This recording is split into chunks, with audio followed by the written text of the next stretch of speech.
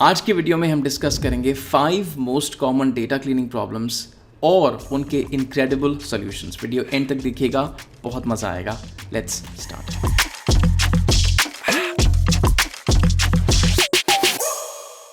पहली trick, MMDD formats को DDMM formats में कैसे कन्वर्ट करें। Take a look. मेरे पास कुछ डेट्स हैं यहाँ पे। अगर आप ये डेट्स को ध्यान से देखें तो इसमें से कुछ डेट्स DDMM फॉर्मेट में हैं और कुछ डेट्स MMDD फॉर्मेट में हैं। Let's take a look at the first date. हालांकि मुझे ये देखते ही पता चलता है कि ये नवंबर की डेट है, बट मुझे ये जो फॉर्मेट है इसको चेंज करके DDMM बनाना है। यानी कि ये जो नवंबर मंथ है ये कंसिडर होना चाहिए डेट यानी कि 11, और ये जो 1 है ये कंसिडर होना चाहिए मंथ यानी कि ये हो जाना चाहिए जैन। सिमिलरली यहाँ पे अगर आप देखें तो ये जो 2 है यहाँ पे, ये जो 2 है ये हमारा मंथ नंबर है यानी कि फेब है, तो मैं इसको कंसिडर करूँगा, बोलूँगा कि ये है हमारा फेब, और 23 जो है हमारी डेट है। अभी प्रॉब्लम ये होती है कि क्योंकि मेरी लोकल या regional settings of my computer मेरी DDMM फॉर्मेट में है, तो जो भी डेट DDMM फॉर्मेट में बाय डिफ़ॉल्ट कन्वर्ट हो सकती है उसको एक्सेल कन्वर्ट करके लिख देता है। यानी कि एक्सेल को पता नहीं चलता कि 11 मंथ है या 11th डेट है। एक्सेल के लिए दोनों चीज़ें वैलिड हैं, 11th डेट भी हो सकता है और 11th नवंबर का मंथ भी हो सकता है। इसीलिए एक्सेल उसको DDMM फॉर्मेट में जो मेरा लोकल सेटिंग्स है उसमें कन्वर्ट कर देता है। तो यहाँ पे भी अगर आप देखेंगे तो एक्सेल को पता नहीं चलेगा कि 6th आपका डेट है या 6th आपका मंथ है, और जो भी डेट्स आपकी DDMM फॉर्मेट में कन्वर्ट नहीं हो सकती हैं वो हो जाती हैं टेक्स्ट। यानी कि 23 ऑब्वियसली मंथ नहीं हो सकता तो ये टेक्स्ट बन गया, 19 भी मंथ नहीं हो सकता तो ये टेक्स्ट बन गया। तो मुझे इस डेटा के साथ काम करना है और ये सारी डेट्स को मुझे एक MMDD फॉर्मेट में रीड करवाना है। तो वो कैसे करें? तो एक काम करते हैं, हम इस डेटा को सिलेक्ट करते हैं और उसमें बोल देंगे कि हम टेक्स्ट टू कॉलम्स का ऑप्शन यूज़ करेंगे। तो टेक्स्ट टू कॉलम्स कहाँ होता है? डेटा में, और यहाँ पे होता है टेक्स्ट टू कॉलम्स। मुझे इसका शॉर्टकट पता है Alt AE, जिससे ये टेक्स्ट टू कॉलम्स का ऑप्शन खुलता है। टेक्स्ट टू कॉलम्स कहा मैंने, डिलिमिटेड, नेक्स्ट। उसके बाद मेरे को कुछ इस डेट्स को सेपरेट नहीं करना है यहाँ पे कोई स्लैश या डैश से, तो I will just uncheck that and move on. उसके बाद यहाँ पे मेरे पास ऑप्शन आता है कि ये जो हमारे पास कॉलम है इस कॉलम को किस फॉर्मेट में रीड करना है। तो ये जो कॉलम है इसको मुझे एक MMDY फॉर्मेट में रीड करना है, यानी कि मंथ पहले, डेट बाद में और उसके बाद ईयर। क्लिक ऑन फिनिश, और उसके बाद अब ये जो सारी डेट्स हैं ये ये जो सारी डेट्स हैं ये हमारी मंथ, डेट, ईयर फॉर्मेट में कन्वर्ट हो गई। अगर आप ध्यान से देखेंगे तो ये जो सारी डेट्स हैं अभी भी हमारे पास DDMM फॉर्मेट में ही आएंगी हैं। 11th obviously is the date and month is Jan, 23rd obviously is the date and February is the month. यानी कि एक्सेल ने उसको रीड तो MMDD फॉर्मेट में किया, बट आउटपुट आपकी रीजनल सेटिंग्स में ही दिया। अगर आप चाहें तो इसको डेट्स फॉर्मेट में कन्वर्ट कर सकते हैं, Ctrl+Shift+3 and all of these dates are now in the correct format. That's awesome. बहुत बार आप टेक्स्ट कॉलम्स करेंगे और आप अपने टेक्स्ट को डीलिमिट करना चाहेंगे उसको मल्टीपल कॉलम्स में ब्रेक करने के लिए। तो यहाँ पे हमारे पास कुछ वर्ड्स हैं, यानी कि सुपरमैन आएगा फर्स्ट कॉलम में, उसके बाद कॉमा से डीलिमिट हो जाएगा, और ही मैन आएगा सेकंड कॉलम में, और बैटमैन आएगा थर्ड कॉलम में, सो ऑन एंड सो फोर्थ। तो ये हम कैसे करें? प्रॉब्लम ये है कि टेक्स्ट टू कॉलम्स में मुझे सिर्फ एक ही ऑप्शन मिलता है डिलिमिटर डिक्लेयर करने का, 2 डिलिमिटर्स डिक्लेयर करने का ऑप्शन नहीं मिलता है। तो हमारे पास यहाँ पे पहला डिलिमिटर है कॉमा और दूसरा डिलिमिटर है हमारे पास कोलन। तो हम इस प्रॉब्लम को कैसे सॉल्व करें? एक्सेल में एक नया फंक्शन है जिसका नाम है टेक्स्ट स्प्लिट। तो टेक्स्ट स्प्लिट में मैंने कहा कि हमारा टेक्स्ट है, इसको हम स्प्लिट करेंगे लेट्स से कॉमा से। आई will close the bracket, press enter, और जैसे ही मैंने इसको स्प्लिट किया तो यहाँ पे स्प्लिट होके आ गया। अभी प्रॉब्लम ये है कि इस फॉर्मूले को मैंने जब नीचे ड्रैग किया तो यानी कि यहाँ पे ये जो स्प्लिट नहीं हुआ है क्योंकि जो पहला डिलिमिटर था वो था कोलन, तो मुझे कोलन भी हैंडल करना है। तो आपके जितने भी डिलिमिटर्स हैं आप उसको एक साथ टेक्स्ट स्प्लिट फंक्शन में इनपुट कर सकते हैं। कैसे करें? मैं ये जो डिलिमिटर पार्ट है इसको डिलीट करूँगा और कर्ली ब्रैकेट्स में अपने सारे डिलिमिटर्स को मेंशन कर दूंगा। यानी कि हर डिलिमिटर एक कोटेशन मार्क्स में मेंशन होगा, यानी कि पहले कोटेशन मार्क्स में हमारा पहला डिलिमिटर है स्पेस, उसके बाद एक कॉमा, उसके बाद ये दूसरा डिलिमिटर है हमारा कोलन, और तीसरा डिलिमिटर है हमारा डॉट। तो आप जब ये डिलिमिटर्स यहाँ पे मेंशन कर देंगे in the curly brackets and then you will press enter, यहाँ पे ये जो सेल है ये डायनेमिकली सारे डिलिमिटर्स को कंसिडर करके आपके टेक्स्ट को स्प्लिट कर देगा। Isn't that pretty awesome? Trick number 3, हमने जो अभी किया वो हमने मल्टीपल कॉलम्स में इसको स्प्लिट कर दिया, यानी कि पहला वैल्यू यहाँ पे, दूसरा वैल्यू यहाँ पे, तीसरा वैल्यू यहाँ पे, सो ऑन एंड सो फोर्थ। कभी कभार आपकी नीड ऐसे होगी कि मुझे इसको मल्टीपल कॉलम्स में तो स्प्लिट करना ही है, बट मुझे ये सारी वैल्यूज़ को एक ही कॉलम में लाना है, यानी कि Superman will come in the first cell, He-Man goes in the second cell, Batman goes in the third cell, उसके बाद ट्विटर, उसके बाद FB, उसके बाद Insta, so on and so forth. तो हमें एक ही कॉलम में ये सारी वैल्यूज़ को लाना है। तो वो कैसे करें?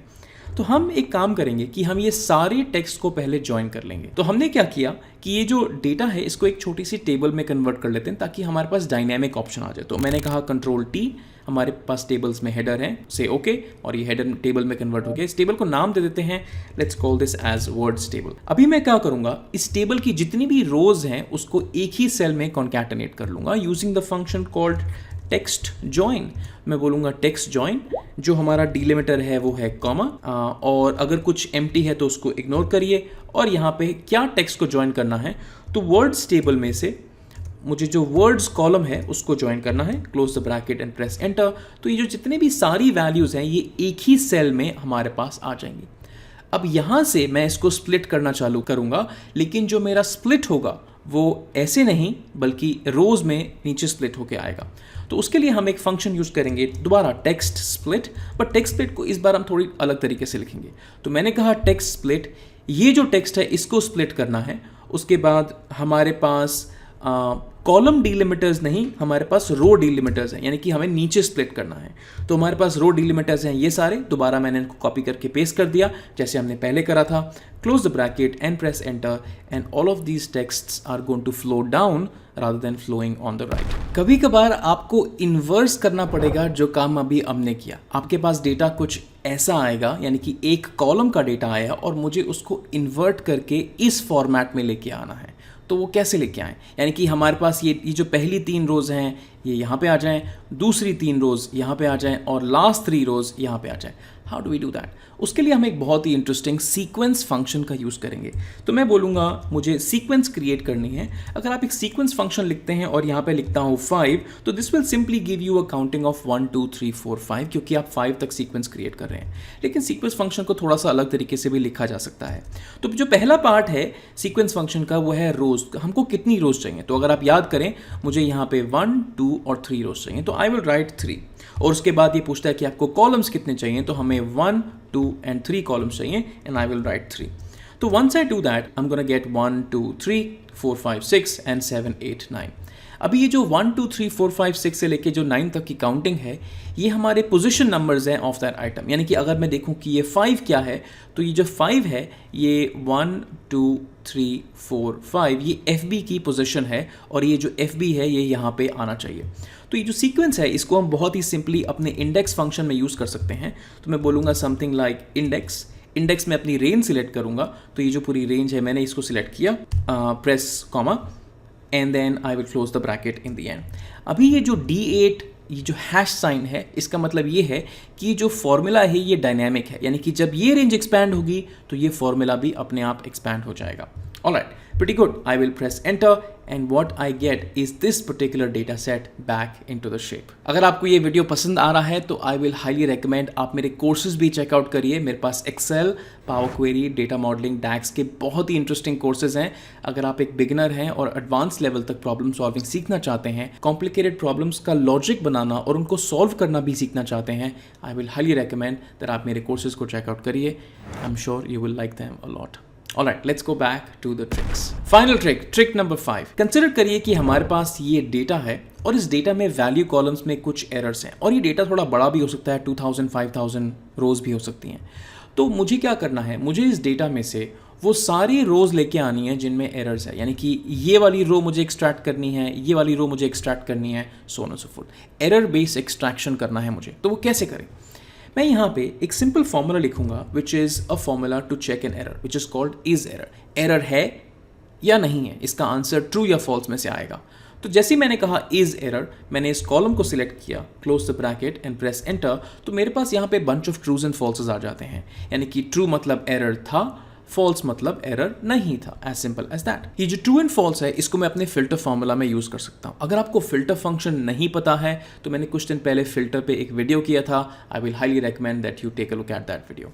एनीवेज, तो मैं यहाँ पे बोलूँगा कि मुझे फिल्टर लगाना है इक्वल्स टू फिल्टर। फिल्टर किस डेटा पे लगेगा? ये जो क्लाइंट सेल्स नाम का डेटा है इस पे फिल्टर लगेगा, और ये जो ट्रू एंड फॉल्स कंडीशन है प्लीज़ इसको चेक करिए। सारी ट्रू वैल्यूज़ फिल्टर में आ जाएंगी, सारी फॉल्स वैल्यूज़ फिल्टर से रिमूव हो जाएंगी। I close the bracket and I press enter and now I get only those values where the error was found. इसका आप चाहे तो इन्वर्स भी कर सकते हैं। लेट्स से अगर आपका नीड है कि मुझे वो सारी वैल्यूज चाहिए जिनमें एरर्स नहीं है, तो यहाँ पे मैं अपने इज एरर फंक्शन को रिवर्स कर दूंगा। मैं बोलूँगा नॉट इज एरर। नॉट का लॉजिक उल्टा हो जाता है, ट्रू बन जाता है फॉल्स, फॉल्स बन जाता है true. That's it. I'll close the bracket in the end and I'll press enter and now I'm getting to see all the values जहाँ पे error नहीं है। Isn't that awesome? Alright, तो ये था आज का video on some super awesome data cleaning tricks in Excel. Please मुझे कमेंट्स में ये बताइए कि आपको सबसे अच्छी ट्रिक कौन सी लगी। अगर आपके कोई क्वेश्चंस हैं तो please put them down in the comments, I will be glad to reply. जाते जाते मैं आपको रिमाइंड कराना चाहता हूँ कि मेरे पास Excel, Power Query, data modelling, DAX के बहुत ही इंटरेस्टिंग कोर्सेज हैं। अगर आप चाहते हैं कि एडवांस्ड प्रॉब्लम सॉल्विंग सीखें, उसको लॉजिकल मैनर में सीखें ताकि आप अपने डेटा की प्रॉब्लम्स को कन्विंसिंगली सॉल्व कर पाएँ, तो आई विल हाईली रिकमेंड दैट आप मेरे कोर्सेज को चेकआउट करिए। बहुत बहुत बेनिफिट होगा। Thanks so much for watching this video और नए वीडियो में मिलते हैं ऑफ कोर्स। बाय।